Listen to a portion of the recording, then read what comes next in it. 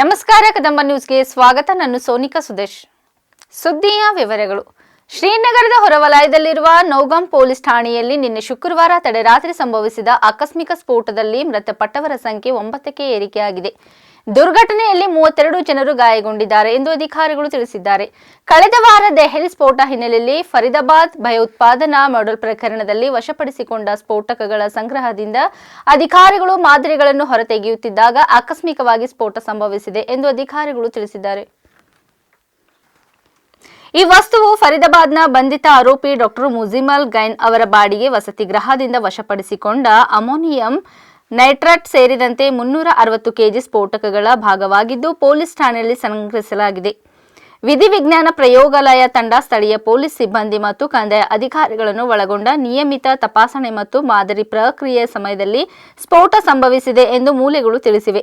ಸ್ಫೋಟದಿಂದ ಕಟ್ಟಡಕ್ಕೆ ವ್ಯಾಪಕ ಹಾನಿಯಾಗಿದ್ದು ಆವರಣದಲ್ಲಿದ್ದ ಹಲವಾರು ವಾಹನಗಳಿಗೆ ಬೆಂಕಿ ಹಚ್ಚಲಾಗಿದೆ. ಹತ್ತಿರದ ಮನೆಗಳ ಕಿಟಕಿ ಗಾಜುಗಳು ಸಹ ಛಿದ್ರಗೊಂಡಿವೆ. ಕೆಲವು ಕಿಲೋಮೀಟರ್ ದೂರದಲ್ಲಿ ಅದರ ಪರಿಣಾಮ ಕಂಡು ಬಂದಿದೆ. ಘಟನೆಯಲ್ಲಿ ಮೃತಪಟ್ಟವರಲ್ಲಿ ವಿಧಿವಿಜ್ಞಾನ ಪ್ರಯೋಗಾಲಯದ 3 ಸಿಬ್ಬಂದಿ, ನಾಯಬ್ ತಹಸೀಲ್ದಾರ್ ಸೇರಿದಂತೆ ಕಂದಾಯ ಇಲಾಖೆಯ 2 ಪೊಲೀಸ್ ಛಾಯಾಗ್ರಾಹಕರು, ರಾಜ್ಯ ತನಿಖಾ ಸಂಸ್ಥೆಯ ಒಬ್ಬ ಸದಸ್ಯ ಮತ್ತು ಒಬ್ಬ ದರ್ಜಿ ಸೇರಿದ್ದಾರೆ. ಮೃತದೇಹಗಳನ್ನು ಶ್ರೀನಗರದ ಪೊಲೀಸ್ ನಿಯಂತ್ರಣ ಕೊಠಡಿಗೆ ಸಾಗಿಸಲಾಗಿದೆ. ಕನಿಷ್ಠ 24 ಪೊಲೀಸ್ ಸಿಬ್ಬಂದಿ ಮತ್ತು 3 ನಾಗರಿಕರನ್ನು ನಗರದ ವಿವಿಧ ಆಸ್ಪತ್ರೆಗಳಿಗೆ ದಾಖಲಿಸಲಾಗಿದೆ ಎಂದು ಅಧಿಕಾರಿಗಳು ತಿಳಿಸಿದ್ದಾರೆ. In FIR number 162 of the year 2025 of PS Naugam, a huge quantity of explosive substances, chemicals and reagents were also recovered from Faridabad on 9th and 10th of November 25. This recovery, like the rest of the recoveries which we have done, was transported and kept securely in the open area of Police Station Naugam. As part of the prescribed procedure, the samples of the recovery had to be forwarded for further forensic and chemical examination. On account of the voluminous nature of the recovery, this process was going on for the past 2 days, which means yesterday and day before, by the FSL team. Due to the unstable and sensitive nature of the recovery, the sampling process, the handling was being done with extreme caution, with utmost caution by the FSL team. However, unfortunately, during this course, last night around 11:20 p.m., an accidental explosion has taken place. Any other speculation into the cause of this incident is unnecessary. In this unfortunate incident, 9 people have lost their lives, 1 personnel of SIA, 3 personnel of the FSL team, 2 crime-fighting photographers, 2 revenue officials who were basically part of the magistrates team. Bidar ಜಿಲ್ಲೆಯ ಹೊನ್ನಿಕೇರಿ ಗ್ರಾಮದಲ್ಲಿ ಶ್ರೀ ಹೊನ್ನಿಕೇರಿ ಸಿದ್ದೇಶ್ವರ ದೇವಸ್ಥಾನದಲ್ಲಿ ಕಳಸರೋಹಣ ಹಾಗೂ ಲಕ್ಷ ದೀಪೋತ್ಸವ ಕಾರ್ಯಕ್ರಮ ಅತಿ ವಿಜೃಂಭಣೆಯಿಂದ ನಡೆಯಿತು. ಕಳಸರೋಹಣವನ್ನು ಶ್ರೀಮದ್ ರಂಭಾಪುರಿ ವೀರಸಿಂಹಾಸನದೀಶ್ವರ ಶ್ರೀ 1008 ಜಗದ್ಗುರುಗಳವರ ದಿವ್ಯ ಸಾನ್ನಿಧ್ಯದಲ್ಲಿ ಏರ್ಪಟ್ಟಿತು. ಲಕ್ಷ ದೀಪೋತ್ಸವವಂತೂ ಕಣ್ಣು ಮಿನುಗುವ ಹಾಗೆ ನಡೆಯಿತು. ಎಲ್ಲ ಭಕ್ತಾದಿಗಳು ದೀಪ ಹಚ್ಚಿ ಸಂತಸ ಪಟ್ಟರು. ಈ ದೇವಾಲಯಕ್ಕೆ ನಮ್ಮ ರಾಜ್ಯ ಸೇರಿದಂತೆ ಆಂಧ್ರ ಪ್ರದೇಶ, ಮಹಾರಾಷ್ಟ್ರ, ತೆಲಂಗಾಣ ರಾಜ್ಯಗಳಿಂದಲೂ ಭಕ್ತರು ಆಗಮಿಸುತ್ತಾರೆ.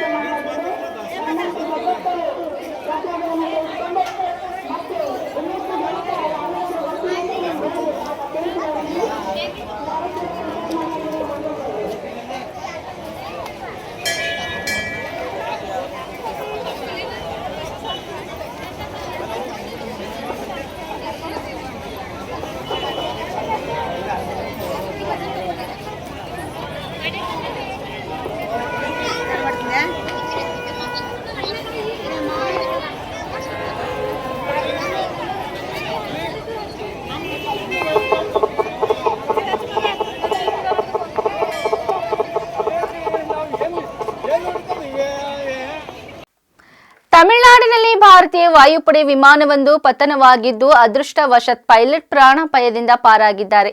ತಮಿಳುನಾಡಿನ ರಾಜಧಾನಿ ಚೆನ್ನೈನ ತಾಮರಂ ಬಳಿ ಇಂದು ಮಧ್ಯಾಹ್ನ ನಿಯಮಿತ ತರಬೇತಿ ಕಾರ್ಯಾಚರಣೆಯ ಸಮಯದಲ್ಲಿ ಭಾರತೀಯ ವಾಯುಪಡೆಯ PC-7 ಪಿಲಾಟರ್ಸ್ ತರಬೇತಿ ವಿಮಾನ ಪತನಗೊಂಡಿದೆ. ವಿಮಾನವು ಅರಣ್ಯ ಪ್ರದೇಶದಲ್ಲಿ ನೆಲಕ್ಕೆ ಅಪ್ಪಳಿಸುವ ಮೊದಲು ಪೈಲಟ್ ಸುರಕ್ಷಿತವಾಗಿ ಹೊರಗೆ ಹಾರಿದ್ದಾರೆ. ಪೂರ್ವ ಕರಾವಳಿ ರಸ್ತೆ ECR ಅನ್ನು ರಾಜೀವ್ ಗಾಂಧಿ ಸಲೈ ಜೊತೆ ಸಂಪರ್ಕಿಸುವ ತಿರುಪೂರರು ನೆಮ್ಮಲ್ಲಿ ರಸ್ತೆಯಲ್ಲಿ ಉಪ್ಪು ಕಾರ್ಖಾನೆಯೊಳಗೆ ವಿಮಾನ ಅಪಘಾತಕ್ಕೀಡಾದಾಗ ದೊಡ್ಡ ಶಬ್ದ ಕೇಳಿಸಿತು ಎಂದು ಸ್ಥಳೀಯ ನಿವಾಸಿಗಳು ತಿಳಿಸಿದ್ದಾರೆ.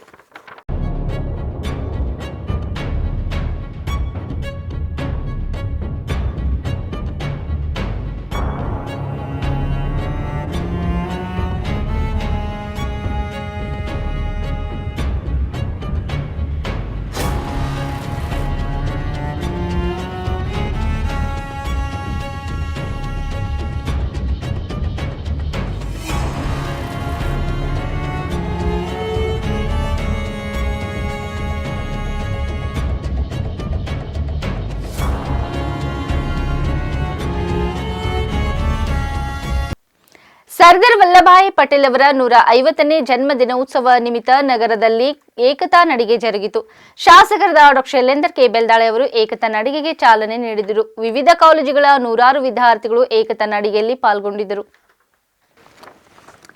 ಕೇಂದ್ರದ ಕ್ರೀಡಾ ಮತ್ತು ಯುವ ಸಬಲೀಕರಣ ಮಂತ್ರಾಲಯದ ಮೇರಾ ಯುವ ಭಾರತ್ ಸಹಯೋಗದಲ್ಲಿ ನಡೆದ ಏಕತಾ ನಡಿಗೆ ನಗರದ ಮೈಲೂರು ಕ್ರಾಸ್, ಬೊಮ್ಮಿಗುಂಡೇಶ್ವರ ವೃತ್ತ, ಬಸವೇಶ್ವರ ವೃತ್ತದಿಂದ ಹಾದು ನೆಹರು ಕ್ರೀಡಾಂಗಣದವರೆಗೆ ಜರುಗಿತು.